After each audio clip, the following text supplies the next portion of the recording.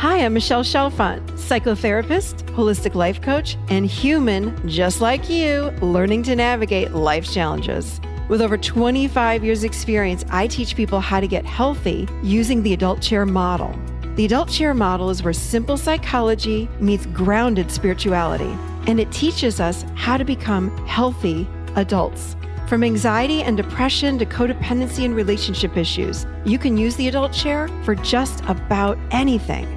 Each week, I share practical tips, tools, and advice from myself and a wide range of experts on how to get unstuck, how to live authentically, and how to truly love yourself, all while sitting in your adult chair. Welcome to the Adult Chair Podcast.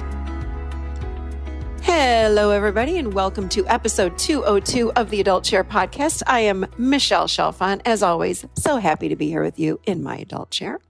For those of you that are new listeners, I just want to say welcome to the show. Welcome to the Adult Chair.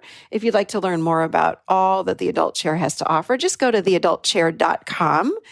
I've got some free stuff there for you to help you find more internal balance, and we've got some events coming up. And of course, we've got a coaching certification coming up. So go check that out at theadultchair.com. Okay, you guys, today's guest, I am so excited for you to hear this show. It's an amazing show. We have special guest, Amberly Lago, on today.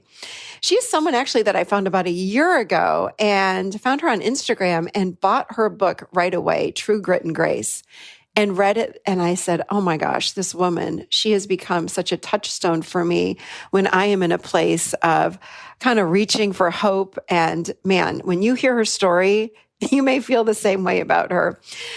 She is someone that has gone through so much in her life. And I have to say, the timing of this show, we've planned on having her on today for quite a few weeks. And the timing of it is, I don't believe that anything is coincidental. This is absolutely in divine time with what's going on in our world today. So Amberly is someone that has worked through so much fear, and I mean mentally, emotional, physical, spiritual fear and pain. And she has, in this fear and pain, reached for hope. I think I would call her, I don't know if she would call herself this, maybe she would. I'm going to call Amberly a resiliency expert. I think this is what we need right now. And oh my goodness, when you hear her story, it's such an incredible story. She is someone that at the age of 38, her whole life was turned upside down. She was hit by an SUV and she went through 34 surgeries to save her leg from amputation. She has been diagnosed with an incurable disease, dubbed the suicide disease. As a result of all of these surgeries and everything that happened to her, she lost her business. She had zero self-confidence. She spiraled into depression. She tried everything for her chronic pain and nothing worked. I'm telling you, she was at the bottom of the bottom. And I'm sure, I mean, I could relate to her story. I have felt really hopeless or helpless in my life over all these years. And she was there and she wanted to give up, but she didn't. And she turned her life around. And that's what we're going to talk about today. She has an incredible story. And I have to say, she gives me so much hope. And I hope that she does the same thing for all of you.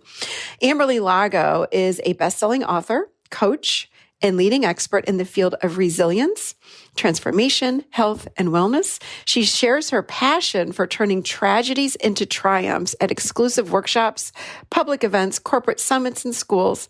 She offers a carefully curated set of practical tools to teach others how to tap into their superpower of resilience and persevere through any of life's challenges. She offers hope and solutions for anyone living in chronic pain and has been featured on NBC's Today Show, The Doctors, Hallmark Channel, TEDx, and featured in magazines such as Health, Fit Pregnancy, Shape, and Disability Magazine. It is with great, great pleasure that I welcome onto the show today my friend, Amberly Lago. Hello and welcome, Amberly Lago. Hello, beautiful. Finally, we get to talk. I know. Finally, because it's been a year since I'm going to do air quotes, met you on Instagram. Mm-hmm. And after reading your book, which completely, I have to say this in all honesty, it's not only an incredible book, but it changed my life. Oh my gosh, you're going to In make me many ways. cry. I feel like I'm going to cry. I I'm feel like I could cry. serious. And I don't say that lightly. I really don't say that lightly, Oh, because after reading your book, and I was just saying to you prior to starting this, that I'm not a speed reader. I'm not a book. I'm an audible kind of person.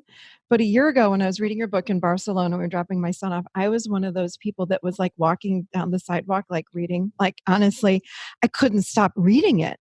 And it changed my life because, and I really feel like this is my new hero here, to meet someone and again, we're meeting finally today, and a year ago we talked on Instagram, but to have someone to read your story and to meet you and to what you've gone through, the adversities physically and mentally, and then to sit and I get to look at you right now on video, and feel your energy, and you're in balance. And to go through what you went through and then the person you are today, and even going through what you went through, I'm like, when I have a day that I'm like, oh, today sucks and I'm not going to be able, and I feel defeated would be a word maybe. I honestly think of you and I go, I wonder what Amberly would do right now. I'm like, this is bullshit. I can do this day. Excuse my French. Well, that means so much. And I have to say, even yesterday, sometimes we get busy with life and then we sometimes forget how good we have things. For me anyway, I take things for granted, or, I need a little kick in the butt as far as my perspective is concerned. And yesterday was one of those days where I woke up and, you hear people say, oh, you should wake up out of bed and feel so excited about your life that you just jump out of bed. And I woke up and I was like, I don't feel like getting out of bed. I want to pull the covers over my head. And then I made myself think about, there was a time when I couldn't get out of bed for months. I had bed sores. I had dreadlocks in the back of my head because I couldn't even stand up or lift myself up. So I better be grateful that I can get out of bed. I can get out of bed. And let me tell you, that shifted everything very quickly for me, and it got me up. Wow. But sometimes I think it helps when we can think about how far we've come to keep us moving forward. Yeah. And I forget sometimes. So just to have you say these things, it means so much. And that's why I got all teary-eyed when you were telling me this, because that thank you, it really does mean so much. And I was telling you before we even started recording how I just love your podcast, and I'm so honored to get to sit with you and be here. And so thank you for having me on. Thank you. Thank you for making the time for us today, for sure. Anyway, let me compose myself, because honestly, it's like, wow, like I'm just blown away. But let us share, because a lot of people don't know your story, and it's an incredible story. So why don't we just start with your story and we'll go from there, and how you turned your life around, really, truly. Yeah, well, I love what you share on the podcast about the adult chair and about how we learn so much as children. And my childhood definitely has helped me get through some hard times. I mean, I grew up, a dancer and an athlete. And so I learned a lot of grit, and in Texas, learned how to cowgirl up. And you basically, if you don't know what that means, it means to pull up your bootstraps and get it done. Yeah. And that helped me a lot after, I was in the health and wellness industry. I was a fitness trainer and still do fitness training for 22 years. And before that, I was a professional dancer. So my whole life was being an athlete, being a dancer.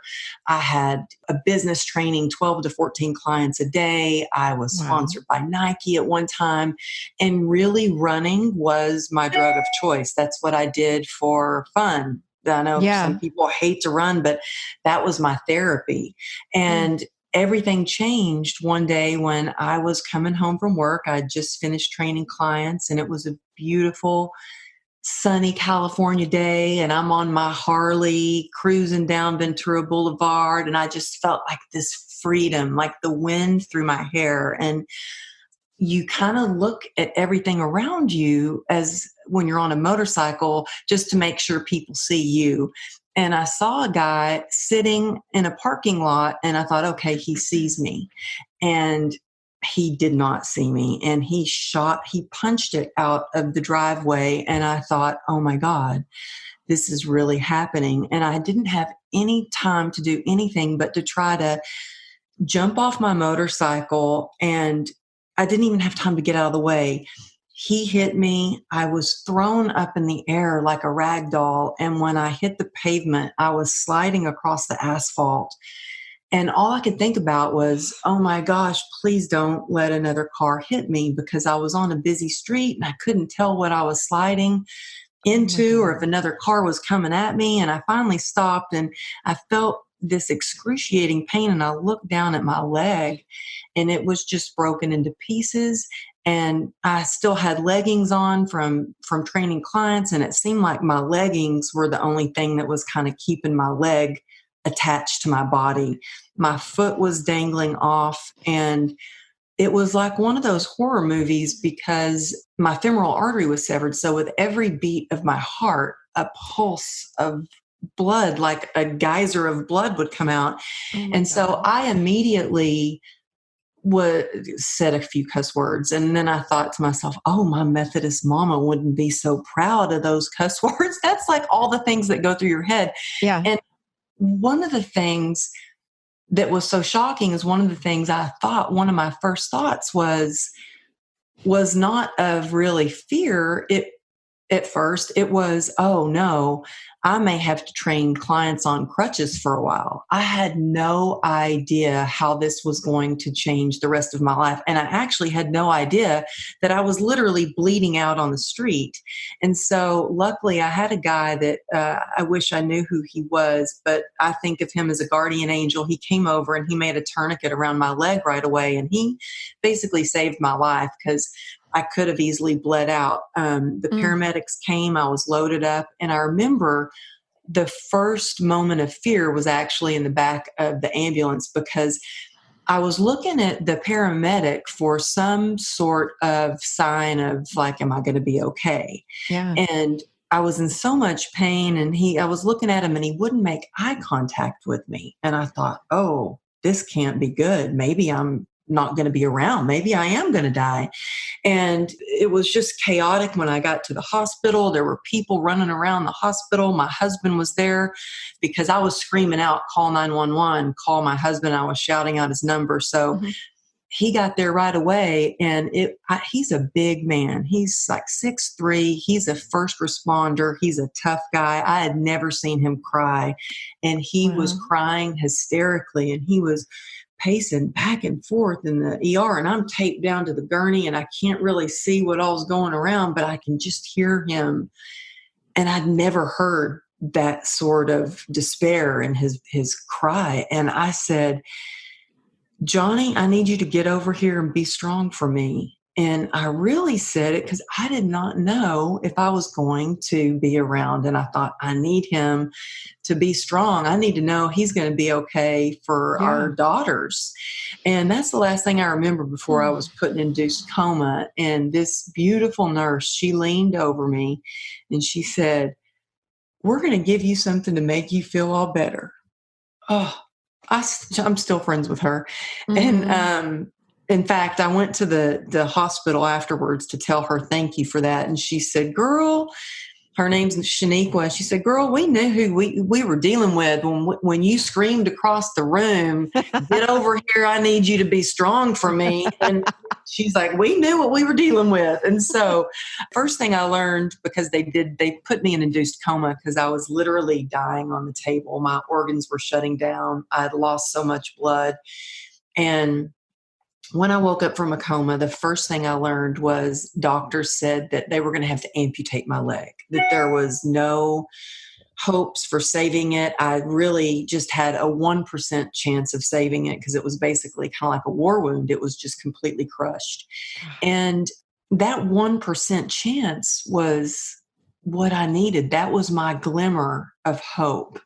And that little glimmer of hope is what got me through 34 surgeries that it took to save my leg, and months in the hospital, and all the hours of excruciating physical therapy and the long hospital stay. Wow. You chose, again, to think about, again, I guess I'm not again, because I'm thinking thoughts as you're saying this. You chose, I'm going to cling to 1% versus take my leg. Like, did you ever have thoughts, just take my leg? Well, actually, when I was out of the hospital after a lengthy hospital stay, I was, doctors said, well, it's going to take you 2 years to walk again. And, I was leaving the hospital, and one of the doctors said, well, you'll never wear shorts again because I'm completely scarred and deformed from the hip down. And you'll never run again. And I was determined, well, I'll show you. I am going to walk, and it's not going to take me 2 years. I'm going to be up on my feet. And with a lot of grit, it took me about 3.5, 4 months to get upright. I could, and it was a process of at first just being able to stand up for seconds at a time. But I was so proud, and I was finally upright on crutches. And I went into this one doctor's office, and he took a look at me, and he ran out of the room. And I looked at my husband, and I thought, well, I know I look kind of bad, but that was kind of rude. I didn't think I looked that bad or that scary. And he came back in, and he did some testing on me, and he said, you've got something very serious. And I said, well, yeah, I know I do. I said, I got hit by an SUV. Of course I got something serious. Right. He said, no, you've got a nerve disease called complex regional pain syndrome. And he went on to tell me how I would be permanently disabled. I needed to go get back in my wheelchair. And I was like, okay, well, for how long? He said, forever. He goes, I don't think you understand. This is very serious. You are never going to be the same. You're never going to have a normal life. And he went on. And I had pretty much stopped listening after the word never. I was like, he doesn't know me. He doesn't know who I am. Yeah. I am going to show him wrong. But after living with this nerve disease it was probably about a year after my accident, was when I actually went in, and this is after 34 surgeries, I went in and told doctors, asked doctors, can you cut it off? Oh, and wow. They said, well, that's just not an option for you anymore. It may make your CRPS worse. But after all these surgeries, a year after fighting and being upright and proving that I could stand up and walk, I then did say, can you just cut it off? And it was at that point that it was really my lowest point that I hit rock bottom. I felt hopeless. Nothing was working for my pain. I had tried all kinds of pain treatments. We had a lien on our house because we had paid for these treatments that insurance didn't even cover. Everything from a spinal stimulator, ketamine infusions, of course, opioids. At one point, I was on 11 prescription medications and 73 homeopathic pills a day. I mean, you name it, I was trying it, along with a lot of snake oil. And when nothing was working, I started drinking wine. And I thought, well, this is not the healthiest thing to do, but it kind of helps with the pain. So that worked until it didn't.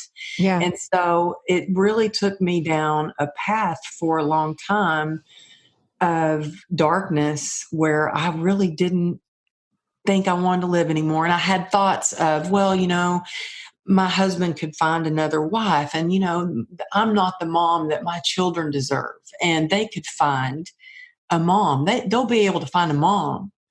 Wow. And it was once again that glimmer of hope that I was like, there's more in life than this. I'm meant for more. This can't be it. And that is when I reached out for help. And I think that my upbringing in Texas, you don't ask for help.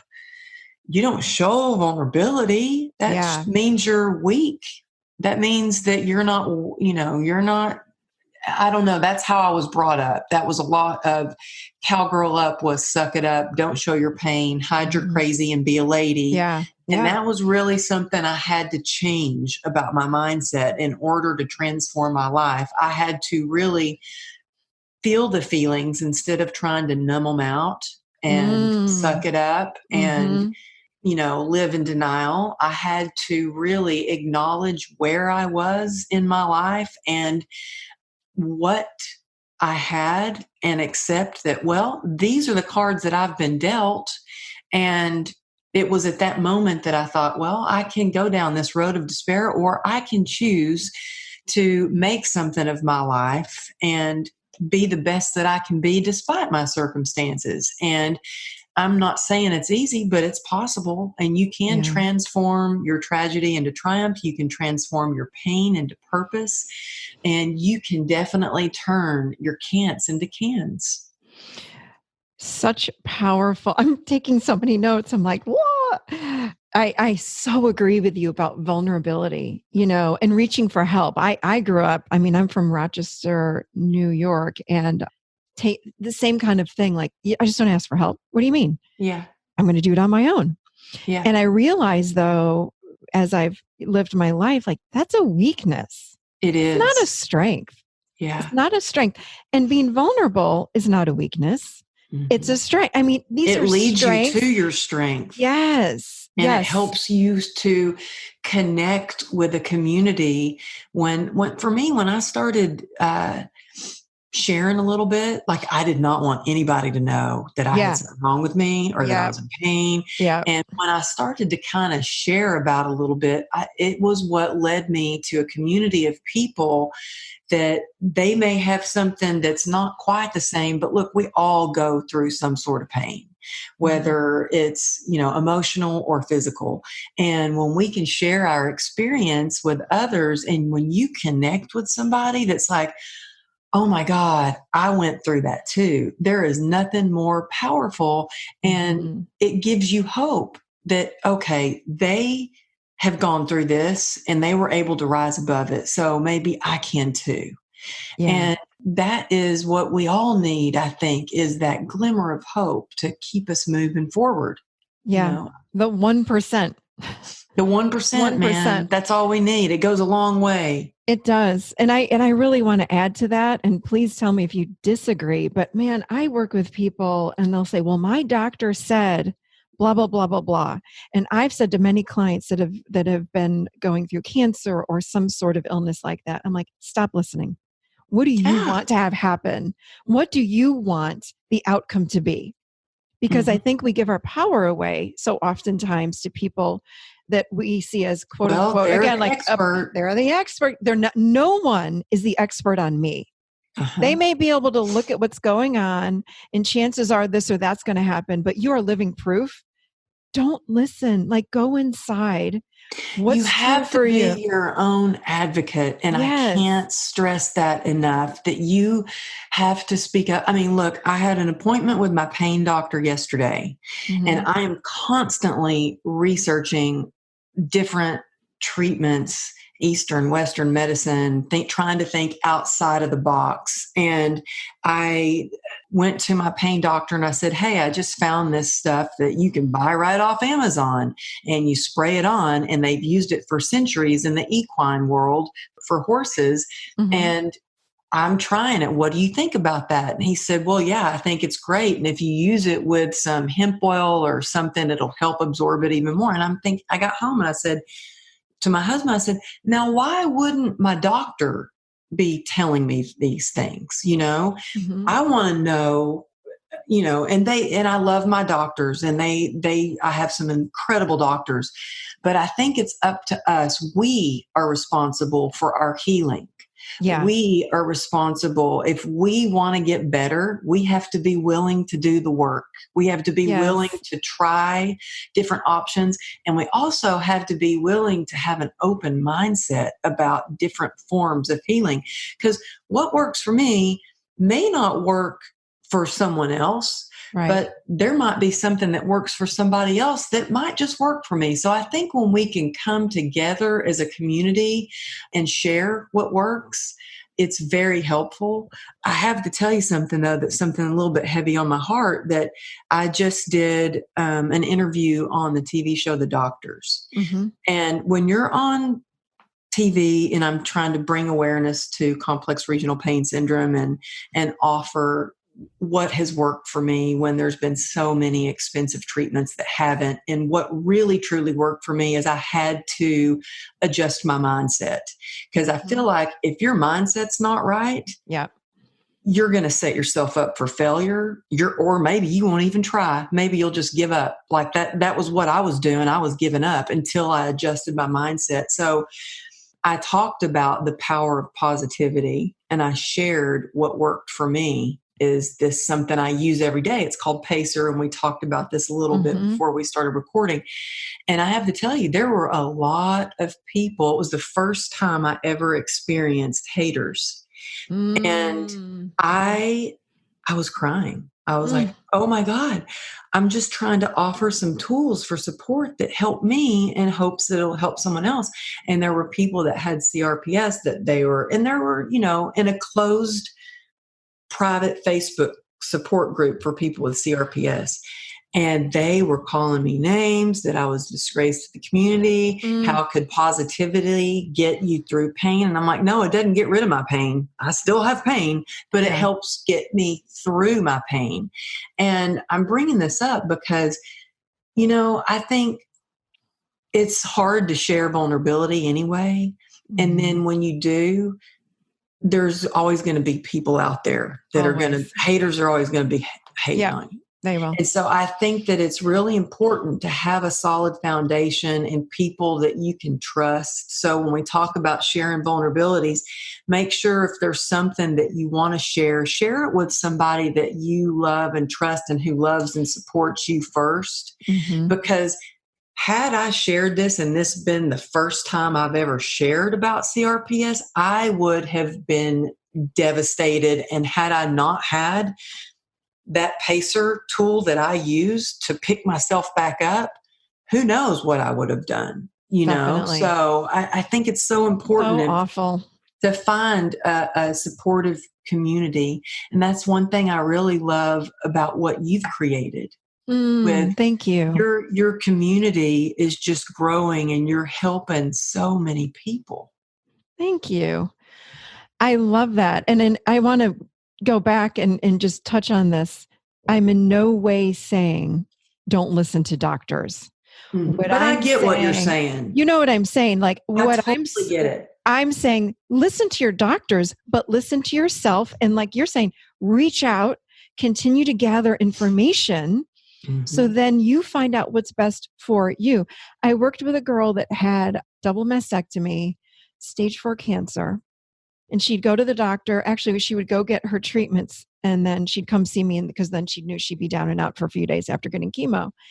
And she said, I said, well, how's it going? She says, I just feel so bad afterwards. And I don't like hearing what the nurses are telling me, like what to expect. Like they'd say to her, you can expect to be vomiting, to be in bed, to be this, to have a fever, all of the negatives. It's like setting up those intentions for her. Exactly. And she said, it doesn't feel right to me. And I'm so huge on saying to people, how does it make you feel? How does it make you feel? Follow your own internal guidance system. And I said, so why don't you why don't you ask the nurses to stop telling you what to expect? And she did. And it got better.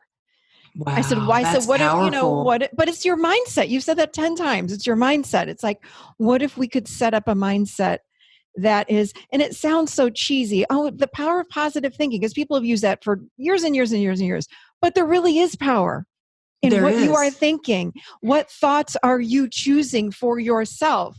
That's how we get out of misery, depression, all of these things. That's how we get out of victimhood also. Everything. Yeah. It's what thoughts are we choosing? We have 70 to 90,000 thoughts a day that are, most of them, unconscious.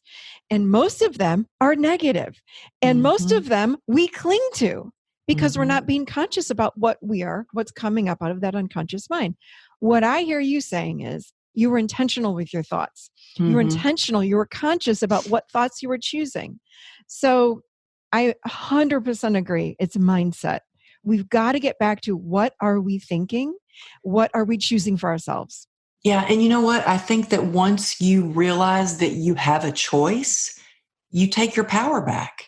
Yeah. Like sometimes people feel like when you're in a place of victimhood, you don't feel like you have a choice. You feel like, oh, it's only you going through this. Why me? Mm-hmm.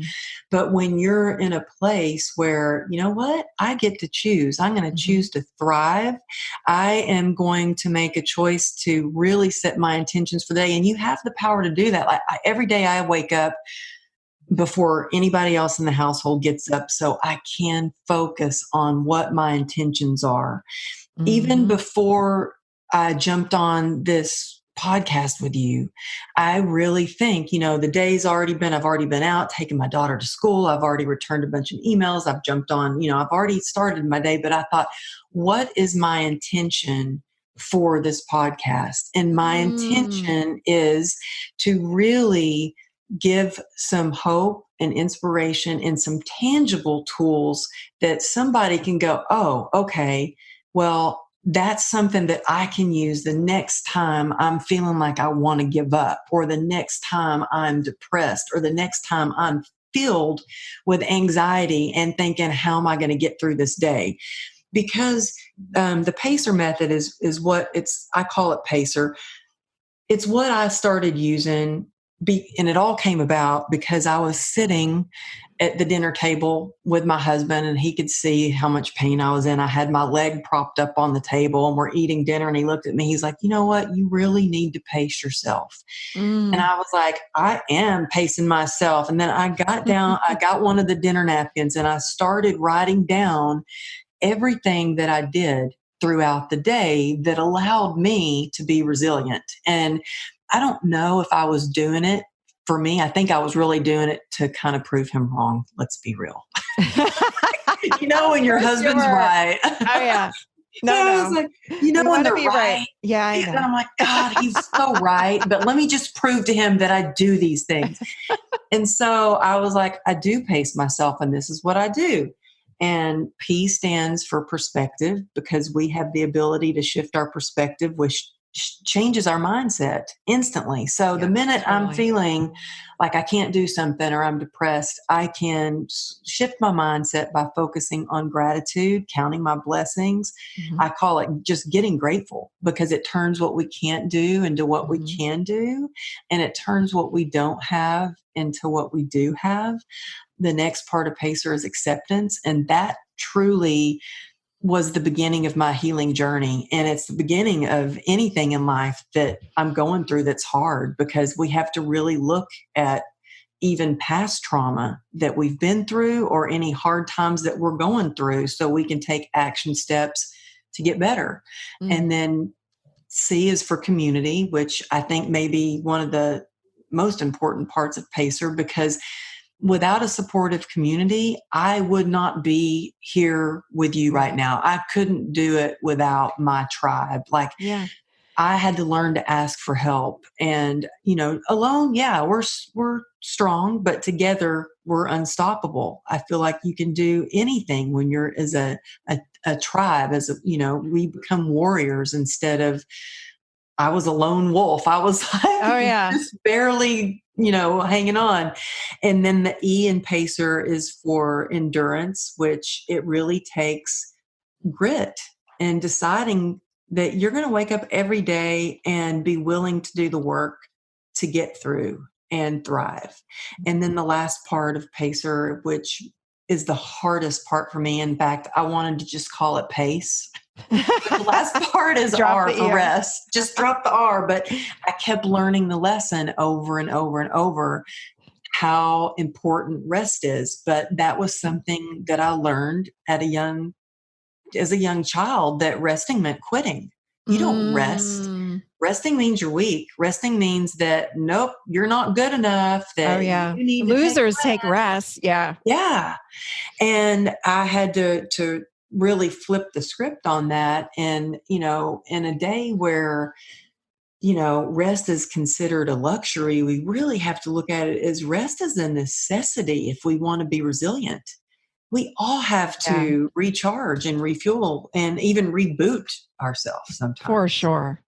I love PACER. I think that's fantastic. Fantastic. Well,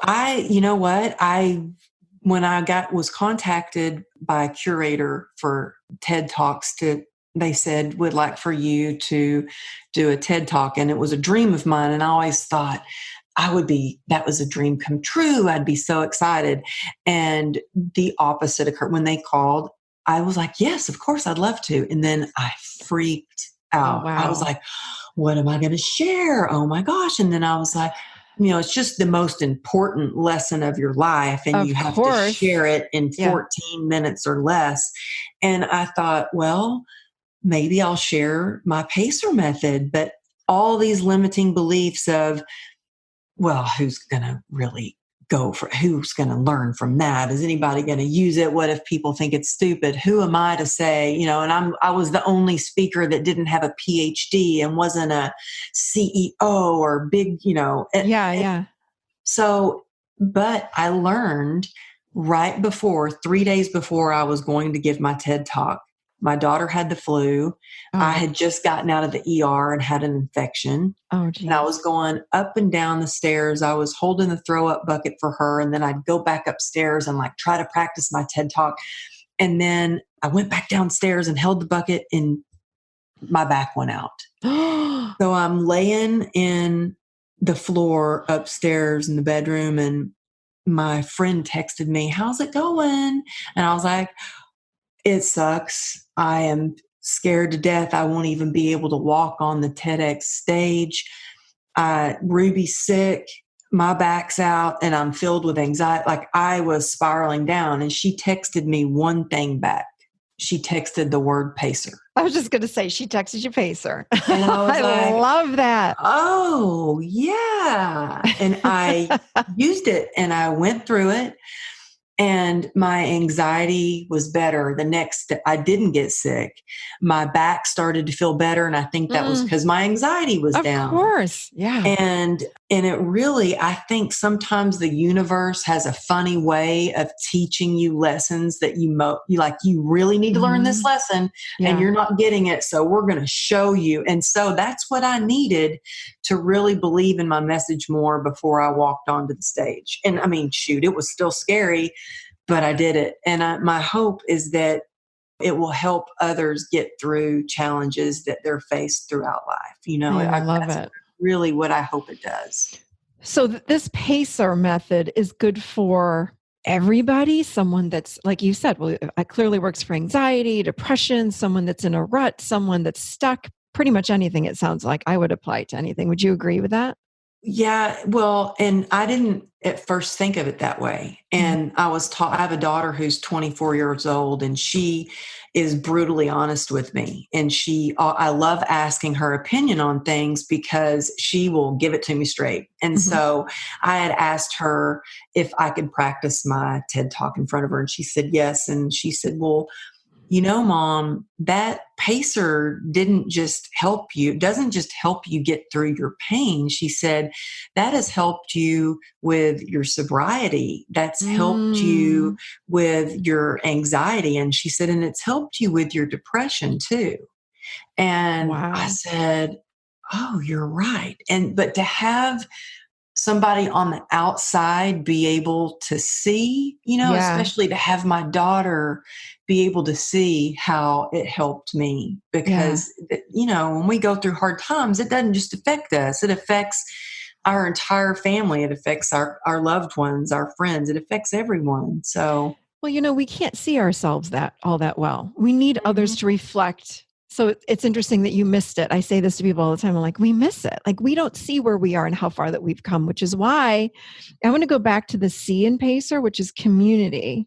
What would you say to somebody that is, really depressed and they're sitting at home or they feel really stuck in their life and they, when we feel that way, we isolate. Oh yeah. I can imagine, isolated. I can imagine people saying, well, I don't have anybody. So what would you say to someone like that? It says, I don't have anybody to reach out to. In fact, I remember talking to someone and they said, well, you're really lucky that you had a community. And I said, no, your hard work puts you where your blessings can find you because it's not just take. You really, what has helped me is to be of service. And when I say being of service, people say, well, how could you be of service when you were stuck in the hospital bed?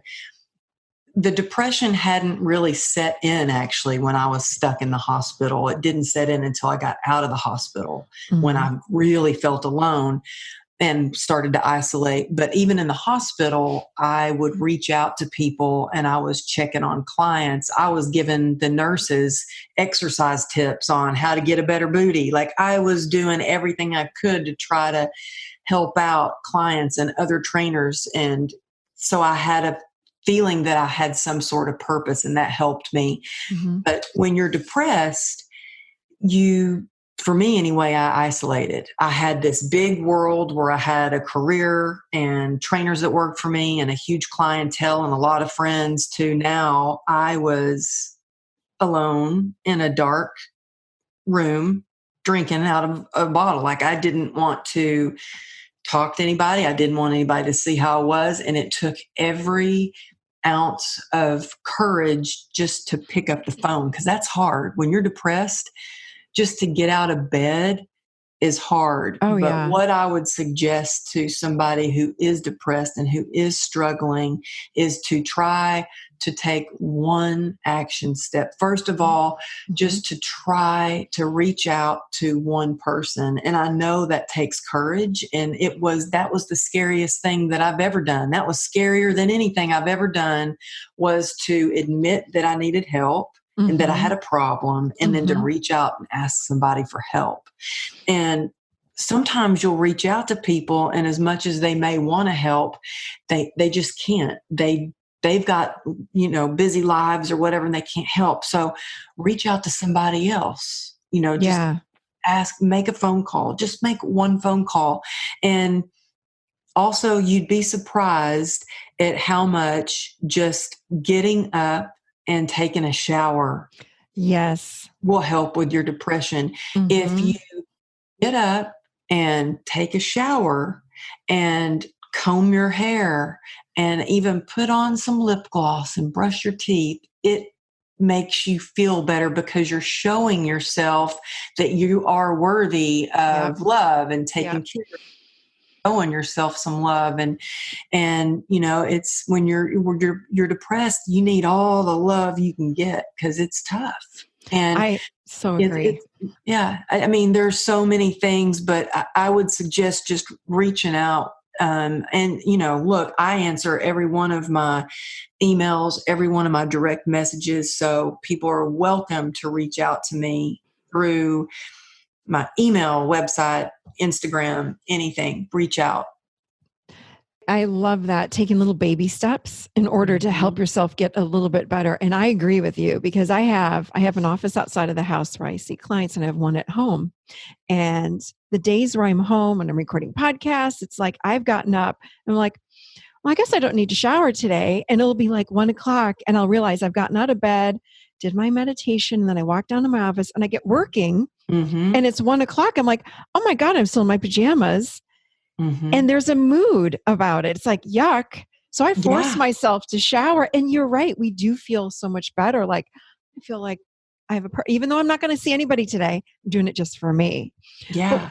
But what do you do? And I know we're heading to the end here, but actually, there are two things I want to say. I remember on a podcast I listened to someone, I don't know, it was months ago. And you had said the first person that you reached out to when you really felt low, you reached out and they said yes. And then they didn't follow through. And then you had to reach out to someone else. It's like, what a letdown.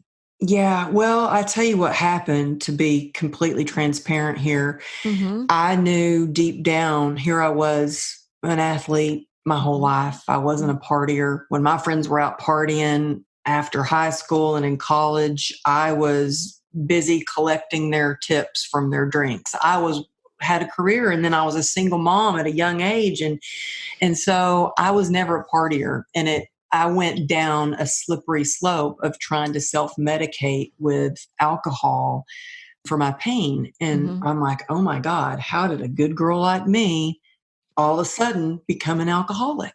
Yeah. I mean, it was terrible. And I'd reached out to somebody because I was like, okay, I know what this is. And I know there's a 12-step program or something out there that can help me. I just don't know where to go. And I knew I had a client that was in his 12-step program. And I'd called her and said, and that was humiliating for me. And I was so filled with shame to have to call a client to say, I need help. And I did. And she said, yeah, I'll help you. And then she didn't, I don't know for what reason she didn't help me, but there is the gift of desperation. And I was desperate and I was willing to do anything and everything to get better. And so I Googled 12-step program and I found a meeting to go to, and I walked into that meeting by myself.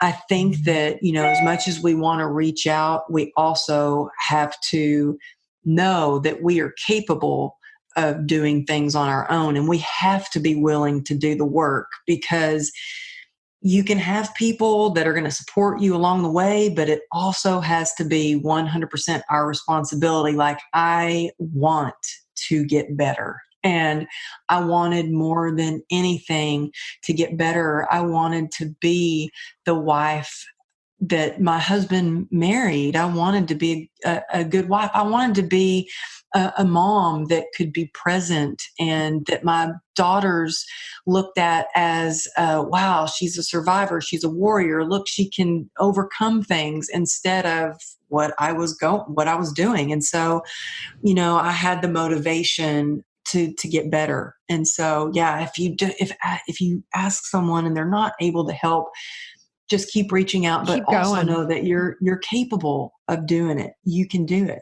Yeah. And again, it goes back to mindset. Because I would think some people that would reach out, and if that person let them down, they'd tumble backwards, and it would be worse and worse. What do you do with your inner critic and your negative self-talk? Boy, that inner critic likes to have a party up in there. I know. Mine too. And it can start from the minute I wake up.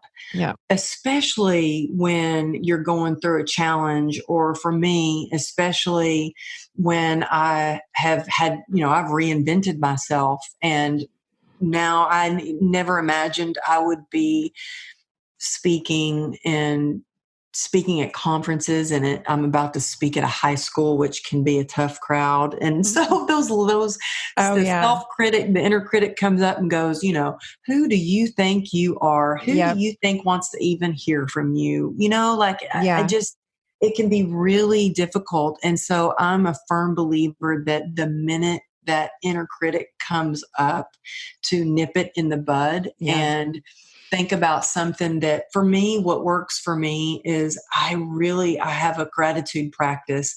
First of all, what helps is I have a morning ritual. And so before I jump on Instagram or open up emails or listen to before I do anything, listen to a podcast or anything, I have my quiet time where I do read out of some spiritual books. I do a short meditation. I set my intentions for the day, and I start every day with what I'm grateful for. And I even have a gratitude jar next to my bed. And so my daughter and I talk about what we're grateful for, and we write it down and put it in the jar, because it sets your intention for the night into the morning. And I really feel like when you can focus on something that you're grateful for, it really does shift the way you view your day and your capabilities. And it sets you in the right mindset to keep moving forward. So by the daily, what you do daily makes a huge difference. And I'm a firm believer in affirmations. And I have little cards, and my daughter even has a deck of cards that she uses. My youngest daughter's only 11. And I believe affirmations, when you can say it over and over, even if you don't believe it, you start to believe it. And what we believe, we become. And so it's really important to use those affirmations and say it until one day we actually do believe it, and then it happens for us.